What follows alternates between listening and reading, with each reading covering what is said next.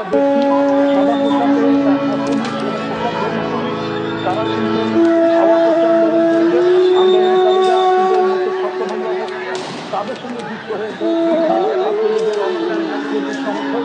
তাদের হাতে আমরা লাঠি দেখছি এবং তারা পুলিশের সঙ্গে এই ধাওয়া পাল্টা ধাওয়ার সঙ্গে এই ধাওয়া পাল্টা ধাওয়ার আমি ঢাকা বিশ্ববিদ্যালয় কতটুকু অশ্রু গড়ালে হৃদয় দলে সিক্ত, কত প্রদীপ শিখা জ্বালালে জীবন আলোয় উদ্দীপ্ত, কত ব্যথা বুকে চাপালে তাকে বলি আমি ধৈর্য।